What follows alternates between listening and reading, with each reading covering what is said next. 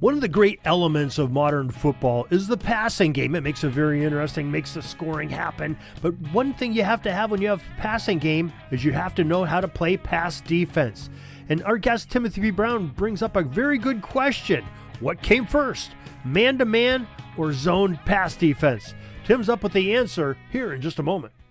All right, and it's Tuesday, and we'd like to welcome back our guest that shows up regularly on Tuesdays, Timothy B. Brown of footballarchaeology.com. Tim, welcome back to the Pigpen. Hey, Darren. Glad to be here. Looking forward to chatting.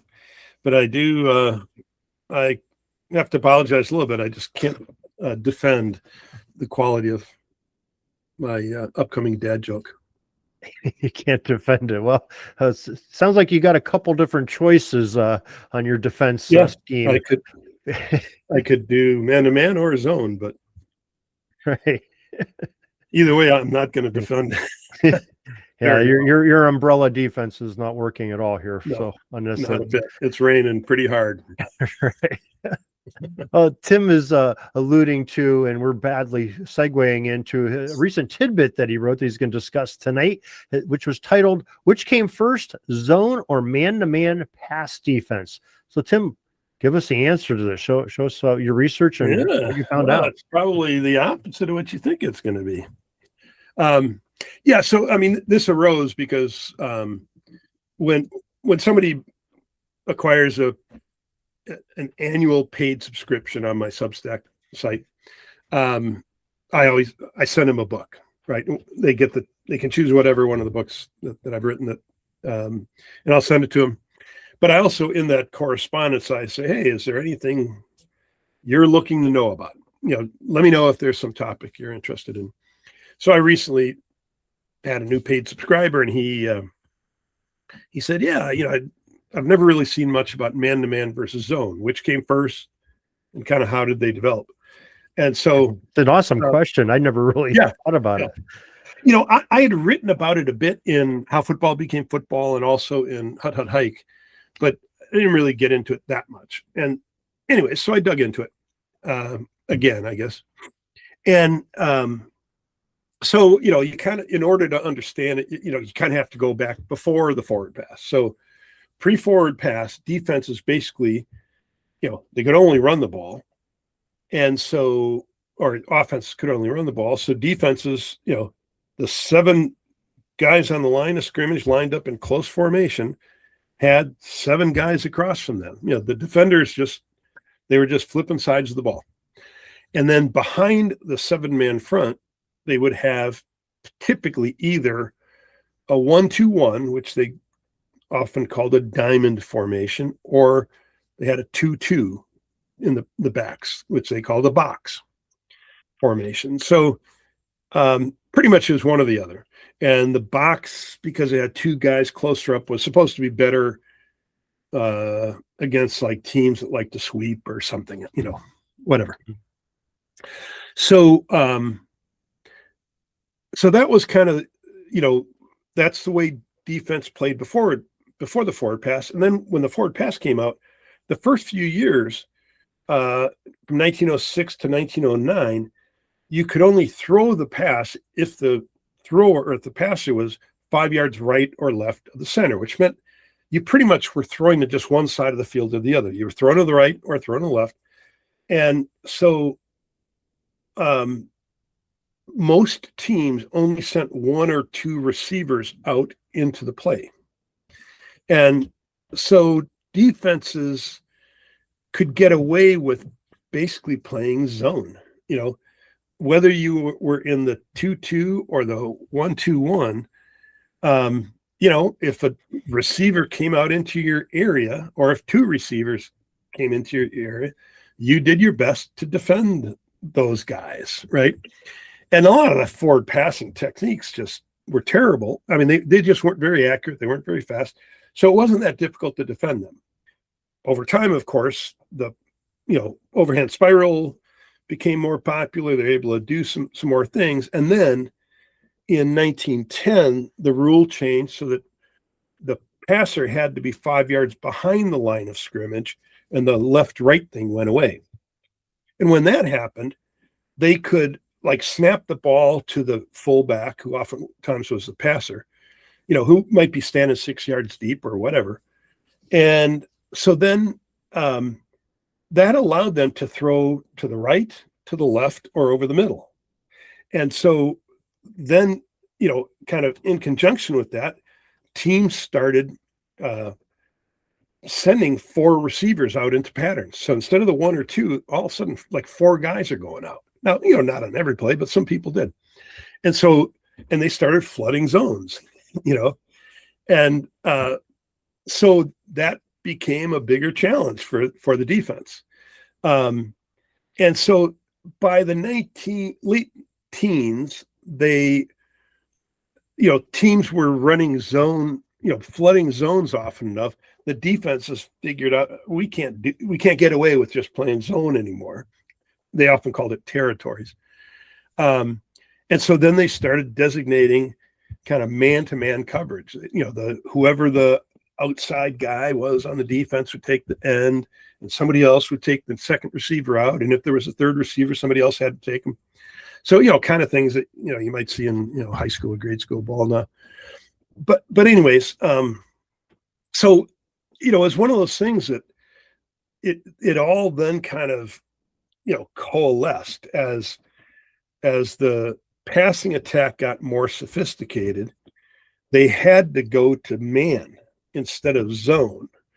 And, on the surface, you would have thought, no, it's the other way around. Man's the simplest, right? Yeah. You would think that came first, but actually zone came first. So one of the other things that they did that emerged at least by the mid-20s was teams were playing what we now maybe call a spy, So it was man-to-man, and it was things like, it was a guy like Red Grange. They were going, Ohio State actually had 2 guys on Red Grange. Wherever he went, those 2 guys went too, So, so that was an early form of man defense, right? And then, in 1927, the ball gets smaller. 1934, the ball gets smaller, and just forward passing really, kicks into gear in the 30s, and then gets really more sophisticated, once we've got, 2 platoon football and full-time assistant coaches in the 50s. And that's really when, more sophisticated defenses, came about. Like you mentioned the umbrella, either this time or last week, the umbrella defense that the actually Landry and guys like that in New York, Right. pioneered. So anyways, it was a slow evolution, but zone came first. Yeah, that amazed me when I read that, because I guess it just takes me back to, you think about when you're playing a game like basketball, in gym class when you're a kid, you're okay, I got him, you got him, you're playing man. And that's just the natural element of defending a goal to us, even when you're a youth. Of course, my youth football coaches, we never played man to man. They tried to teach us zone, which was usually a disaster. How you're teaching, 11, 12-year-olds how to cover zones, and there's gigantic holes in it. There's gigantic holes in the pro game and college game when they play zone. I always wondered, like, why don't they just let us play man? It's not like the other teams like that much better athletes than us. At least you can hang with people. It's like the quarterbacks can throw pinpoint passes, but they taught us zone, and I guess we were better people for it. But yeah, I mean, when you think about it, I mean, man is difficult. Like, so before the forward pass, whoever was the farthest out defender, whether it was in the 2-2, either the box or the diamond, he was responsible for whoever came running out wide, right? Whoever was carrying the ball out wide, he was responsible to tackle that guy. And in some ways, it was no different than saying, oh, you're responsible for whoever comes your way that's an eligible receiver. I mean, that was a pretty easy step to take. And they didn't, in interior line, they kind of played zone. People were responsible for certain gaps or, areas, but not in the backfield. It was much more, they did that too, even in line. I'm kind of misstating. So anyways, I think it was an easy step to stay in that zone kind of thinking. But then, once somebody figured out how to flood a zone, it was like, okay, we got to figure out something else. And back those same youth teams, I think the other teams, whether they played man or zone, our biggest play was a flood pass, and we had a 3-layer flood, and I was a fullback, so I was the short guy. I got most of the passes. It was an easy pass, and nobody was there to cover you because they all went with the long guys. Yeah. Well, and actually in the tidbit itself, I've got a line, I forget who it was, but somebody is saying, how do you defend? What do you do when the offense sends 2 receivers at the back, at the defensive back? One goes deep and the other cuts in or cuts out. The guy's all, he's on an island. He's got to choose one or the other. So you throw it to the other guy, right? Yeah, and a short guy that's only 2 yards, you either got to have a backer or DN to cover, and that's a mismatch. Usually, maybe not junior football I'm talking about, but the upper levels, who wants a back, a defensive end covering a back? That's usually not a good situation. Yeah. But yeah, I mean, interesting stuff, and things again, things that are there, but you never really think about, which came first. They're just both exist. It's the chicken and the egg. You think they're both there. But I love how you do the history and you do the research on it, and you do this quite often in your tidbits and in your book. So maybe you could tell us how people can see some more of your work. Sure. Just go to footballarchaeology.com. You can subscribe, and if you subscribe, you'll get every time I publish something new, you'll get an email that contains that story. Otherwise, bookmark it. Just come and visit whenever you feel like it.